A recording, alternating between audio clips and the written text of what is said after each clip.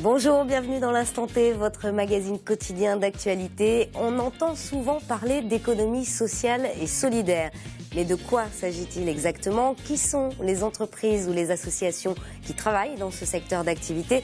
Pour répondre à ces questions, deux invités. Fanny Richard, bonjour. Bonjour.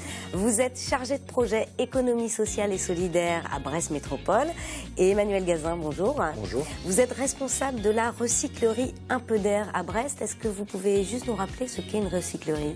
Alors, une recyclerie, c'est un lieu de récupération d'objets. Alors nous, on parle de moins en moins de déchets, on parle de plus en plus d'objets inutilisés par leurs propriétaires. D'accord. L'idée étant de les remettre en circuit de différentes façons. Alors on va voir ça dans un instant. Fanny, Brest Métropole vient de lancer un nouvel appel à projet pour l'économie sociale et solidaire. Les candidats ont jusqu'au 18 mai pour déposer leur dossier et obtenir ainsi des aides financières. Qui peut participer à cet appel à projet? Eh bien, tous les porteurs de projets inscrits dans le secteur de l'économie sociale et solidaire.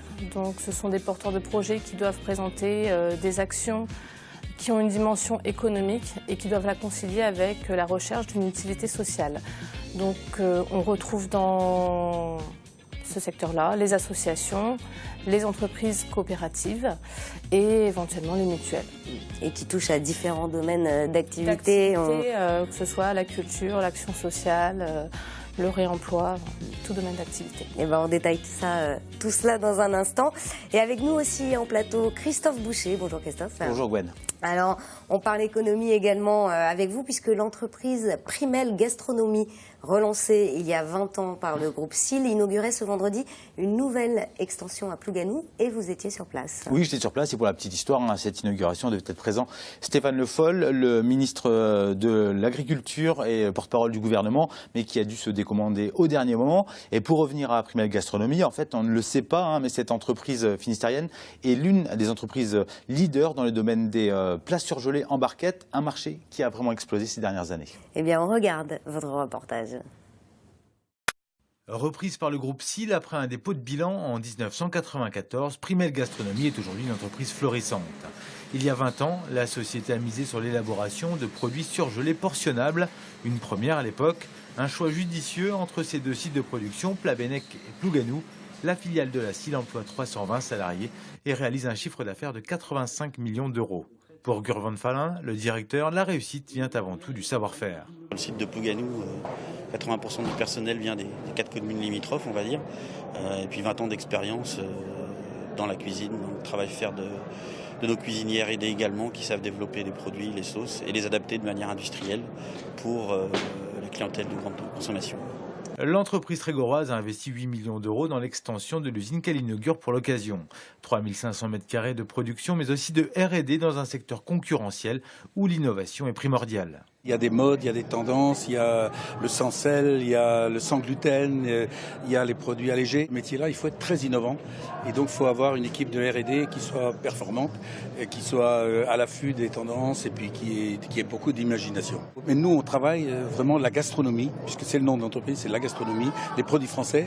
Vous avez vu sur les lignes des produits qui vont aux États-Unis, c'est la cuisine française avec un col bleu, blanc, rouge et tout ça, ça fonctionne bien. Et c'est peu de le dire, chaque année, 25 000 tonnes de produits sortent de l'usine Primel Gastronomie.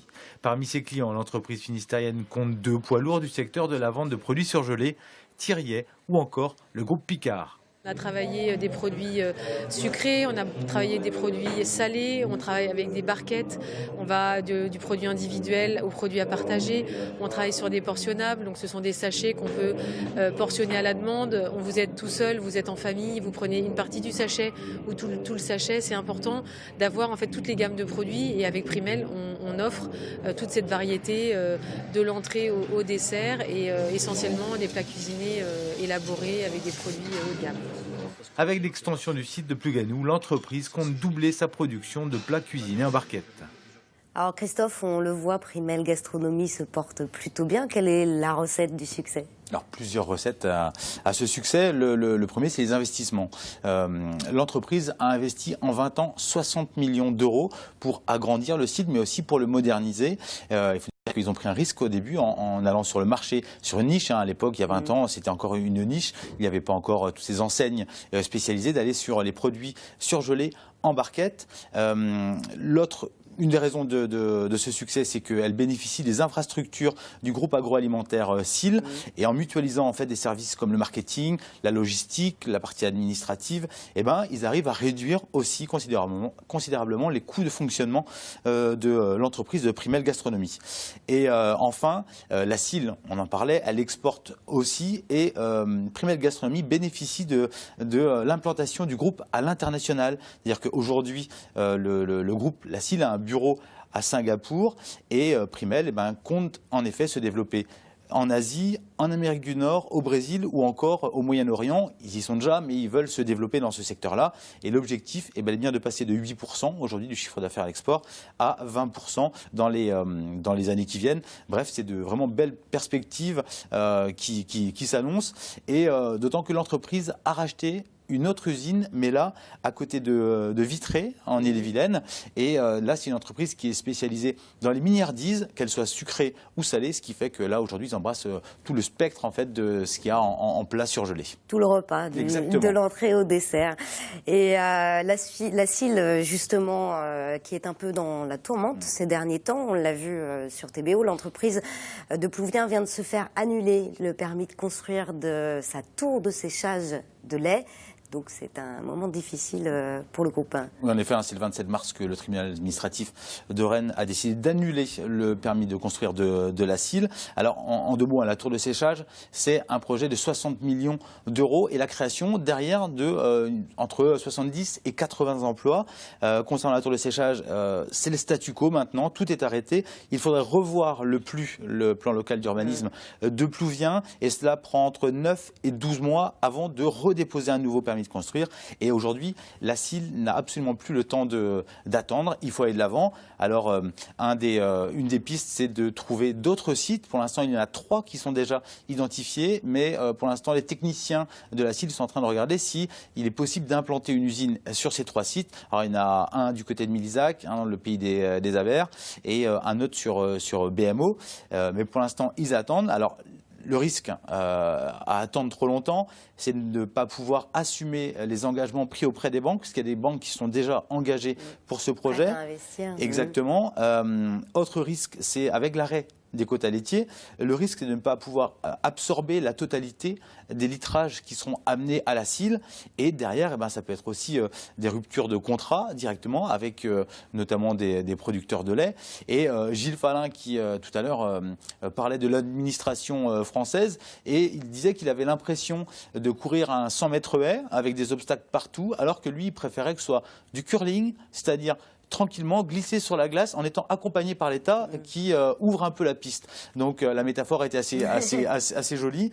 Et pour la petite histoire, Gilles Falin, il est président de BCI, c'est Bretagne Commerce International. Cette semaine, il déjeunait avec Jean-Yves Le Drian et qui lui a fait part de la décision du président Hollande de rédiger une note, puisque le président Hollande était assez étonné que, alors on parle de l'allègement administratif, et voilà qu'en effet la SIL ait des bâtons dans les roues pour développer l'entreprise, et du coup le président Hollande veut directement s'attaquer à ce dossier-là. Donc d'après ce que me disait Gilles Falin, c'est peut-être de bon augure quand même. À suivre en tout cas. Merci beaucoup Christophe pour cet éclairage. Direction les Côtes-d'Armor à présent, où le village gaulois de Pleumeur-Boudou est en difficulté. L'association qui gère ce parc de loisirs est désormais soumise à l'impôt, une situation qui risque de mettre en péril les projets humanitaires. En effet, chaque année, les ressources du village gaulois permettent de financer des écoles au Togo. Les explications avec Anne Burlot. C'est un peu comme si le ciel leur tombait sur la tête. Le village gaulois, géré par une association humanitaire, sera dorénavant soumis à l'impôt commercial. Une décision prise par le fisc fin 2014 qui vient d'être confirmée après un recours en appel. L'association Le Monde des enfants pour les enfants du monde est réputée exercer une activité concurrentielle lucrative. Notre association va payer des impôts à partir de cette année, de 2015. Donc pourquoi ? Parce que le fisc a estimé que nous étions dans un secteur concurrentiel, parce que nous étions dans une zone touristique. On a estimé entre 30 et 55 000 euros la somme que l'on devra verser au fisc C'est une somme très lourde. C'est exactement la somme que l'on donne tous les ans aux écoles du Togo. Si le parc de loisirs a été créé par une poignée de militants il y a 25 ans, c'est justement pour reverser la majorité de ses bénéfices à destination des écoles du Togo. Mais vu le contexte, la vocation de la structure est menacée. L'association a fait vivre depuis 20 ans 14 écoles primaires, 3 collèges et aujourd'hui on construit un lycée. Tout ça, notre petite association n'a jamais demandé de subvention à l'État, à la région et aujourd'hui on nous demande de payer des impôts. L'association M2EM pourrait faire appel auprès du tribunal administratif, mais ça mobiliserait trop de temps et d'argent, avec le risque d'être débouté. Alors nous avons choisi de recourir auprès de Madame la ministre déléguée au développement et à la francophonie pour lui dire que la subvention que nous versons au Togo tous les ans, eh bien c'est une forme d'impôt puisque l'État s'est engagé au développement des pays d'Afrique subsaharienne notamment et pays francophones et c'est ce que nous faisons depuis 22-23 ans. Si la décision des finances publiques est maintenue, le village gaulois continuera de verser une partie de ses recettes au Togo. Mais il devra supprimer 2 emplois sur les 5 qu'il compte à l'année. Cyclops, c'est le nom de la nouvelle exposition d'Océanopolis à Brest. Elle s'adresse plus particulièrement aux enfants de 6 à 10 ans et propose de faire découvrir le monde de la mer à travers des ateliers interactifs. Willy Moncoiffé s'est plongé dans cet univers ludique. Derrière des rideaux transparents, vous découvrez le monde de Cyclops. C'est ce plancton microscopique qui a été choisi pour présenter le monde de la mer aux jeunes enfants. Il existe dans tous les mers et les océans du monde. Il fait partie des premiers maillons de la chaîne alimentaire. Donc pour nous, il était assez simple de le faire voyager à travers l'exploration planctonique, bien entendu, mais également l'exploration polaire, abyssale, littorale ou tropicale. L'exposition est en préparation depuis plus d'1 an. 7 ateliers interactifs ont été mis en place. Chacun d'entre eux permet aux visiteurs d'en apprendre plus sur la mer au moyen d'un jeu d'interaction. Des panneaux explicatifs sont là pour guider les jeunes enfants. Les dispositifs qu'on a inventés sont à la fois très intuitifs, ils proposent des manipulations, en fait ils proposent une expérience de l'image au moyen d'ergonomie tout à fait singulière et nouvelle. À quelle vitesse se dégradent nos déchets ? Qu'il s'agisse de découvrir des poissons sous un rocher ou d'écouter des sons, dans cet univers, les enfants sont absorbés. Le défi des organisateurs n'est pas de leur donner un cours, mais de susciter leur éveil. Tous les moyens de posture, se mettre à genoux, aller en dessous d'une banquise, toucher quelque chose, découvrir un petit animal qu'ils ne connaissent pas, c'est les émerveiller. Notre but, c'est de les ouvrir, de les émerveiller, de leur donner des petites clés et de leur donner envie de voir et d'aller apprendre par la suite. Cyclops reste présent à Océanopolis jusqu'en 2017. Passé cette date, l'exposition itinérante ira s'installer dans d'autres villes. Il est notamment question d'échanges avec Montréal et New York. L'économie sociale et solidaire est un concept en plein développement, mais de quoi s'agit-il exactement? Fanny Richard, chargée de projet dans ce domaine à Brest Métropole, et Emmanuel Gazin, responsable de la recyclerie Un peu d'air à Brest, nous expliquent tout cela. Alors Fanny, de quoi parle-t-on quand on parle d'économie solidaire et sociale? C'est tout un ensemble d'activités qui sont portées par des associations, des mutuelles, des fondations sur le territoire et qui assurent des services au quotidien sur des secteurs d'activité très différents qui vont de la santé en passant par la culture, le spectacle vivant, le sport, l'éducation à l'environnement, donc vraiment un ensemble très hétérogène en termes de secteur d'activité, mais qui essaye de concilier activité économique et répondre à des besoins sociaux sur le territoire. Ah oui, justement, quels sont les critères obligatoires pour se réclamer de l'économie sociale et solidaire? Déjà, il y a des critères, il y a des critères déjà juridiques, c'est-à-dire que ce sont des structures, comme je vous disais, associatives, entreprises coopératives, mutuelles, fondations, mais également toute une mouvance autour de l'entrepreneuriat social. Donc toute structure commerciale peut également s'inscrire dans la dynamique de l'économie sociale et solidaire à condition de respecter certaines contraintes, comme mettre en place une gouvernance démocratique dans l'entreprise, poursuivre un but autre que le partage des bénéfices et de réinvestir les réserves dans le projet de l'entreprise. Et pour ce faire, elle doit demander un agrément entreprise d'utilité sociale auprès de la préfecture. D'accord. Alors on l'a vu, il y a beaucoup de secteurs d'activité concernés. Oui. Emmanuel, vous êtes responsable, donc je le disais, de la recyclerie Un peu d'air à Brest. Depuis quand existe l'association? L'association, elle a un tout petit peu plus d'1 an là. D'accord. Donc elle s'est construite autour de 5 personnes qui ont mobilisé, on va dire, derrière d'autres associations pour monter ce projet sur le pays de Brest. Alors, avant d'aller un peu plus loin, Frédéric Lorenzon est allé voir justement de plus près comment fonctionne cette recyclerie et on regarde. Cette petite boutique installée dans le quartier de Quérinou à Brest regorge de produits hétéroclites. Des assiettes, des verres pour le quotidien, des fers à des séchoirs pour les cheveux, des vêtements, hommes, femmes, enfants, de la décoration, de la vaisselle, des bibelots, des petits meubles. Tous ces objets qui sont ici ont été donnés. Donc ce sont des objets qui sont en bon état, dont les personnes n'ont plus l'utilité parce que voilà, ils veulent changer. Et que nous on récupère en fait au niveau de la recyclerie, qu'on trie aussi dans un premier temps pour vérifier l'état général. L'idée, c'est de montrer aussi aux personnes que voilà, les objets peuvent avoir une seconde vie. Particularité de cette petite boutique, pratiquée de petits prix.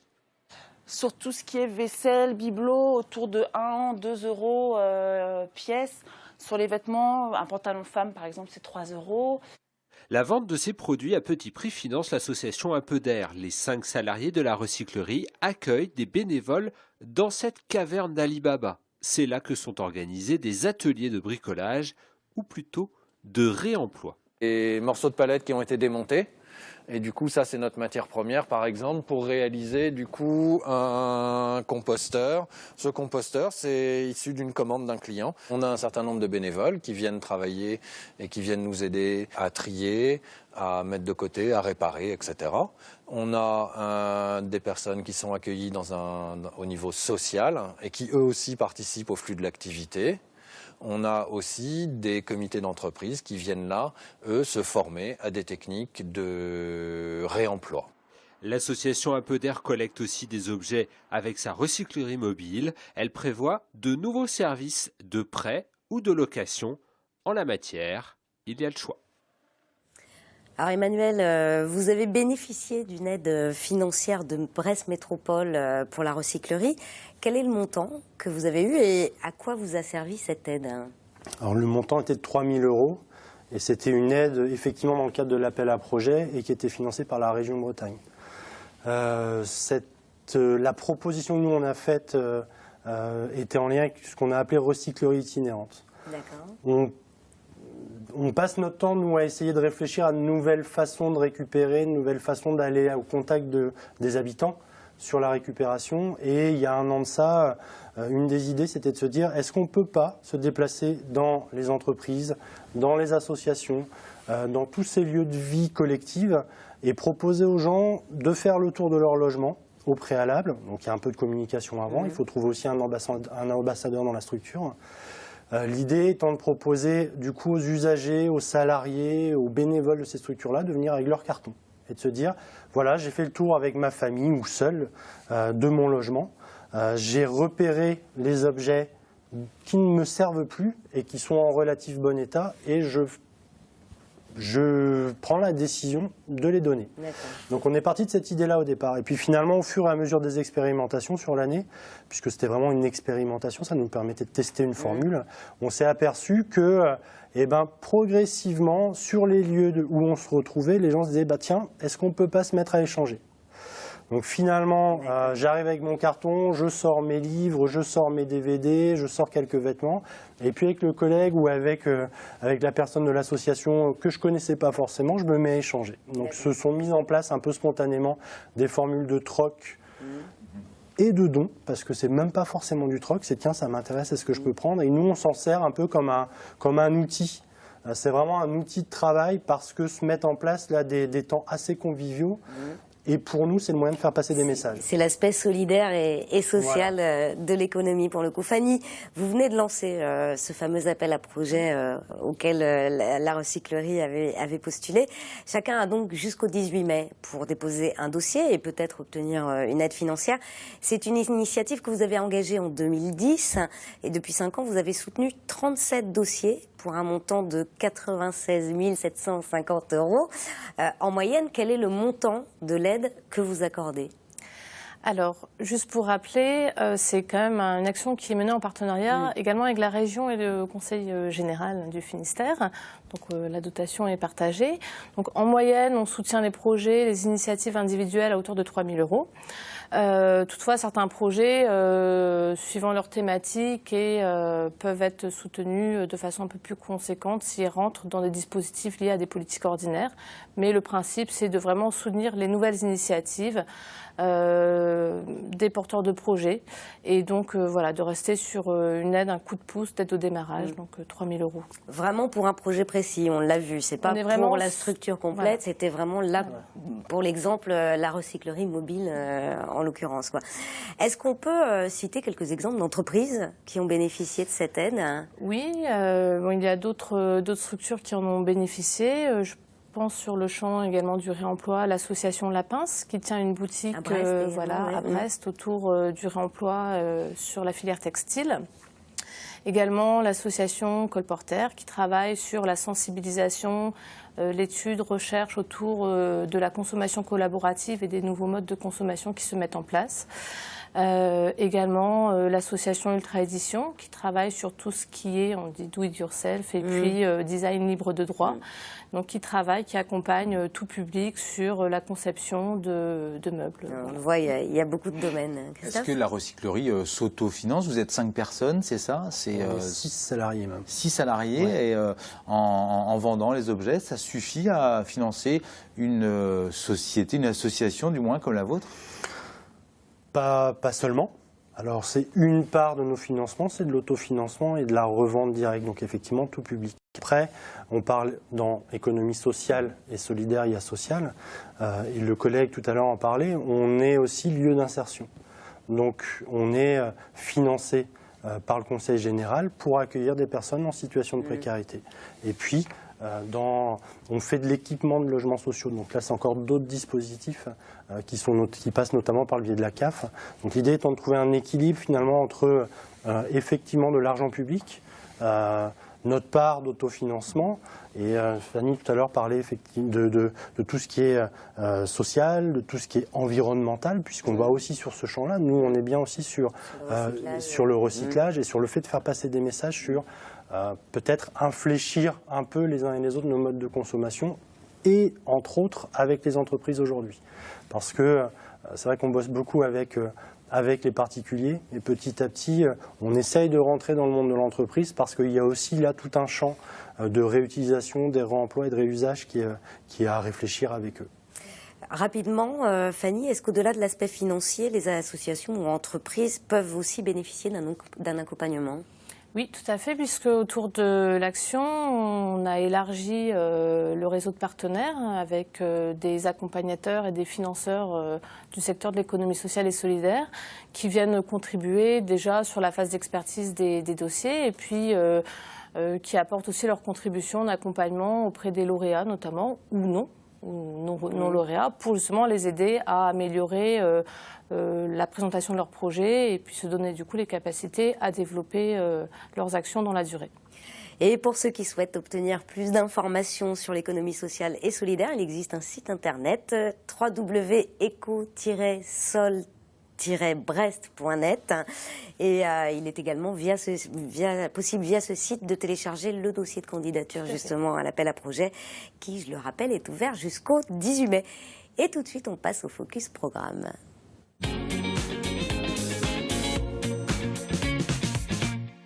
Et avis aux amateurs de tennis, rendez-vous dimanche dès 13h en direct sur TBO pour la finale de l'Open de tennis de Saint-Brieuc. Bande annonce. 26e édition de l'Open de tennis de Saint-Brieuc. La petite balle jaune reprend ses droits dans les Côtes d'Armor avec le retour du tournoi Challenger doté de 35 000 €. Nicolas Mahut, Lucas Pouille seront les têtes d'affiche côté français, mais il faudra éviter les nombreuses embûches pour soulever le trophée du vainqueur et succéder à Andreas Beck, lauréat l'an dernier. Dimanche 12 avril, suivez en direct la finale du double des 13h, puis celle du simple à 15h, en exclusivité sur TBO, TB Sud et TVR. Voilà, le rendez-vous est pris. Merci à tous les trois d'être venus sur ce plateau. Merci Christophe. C'est la fin de cette émission.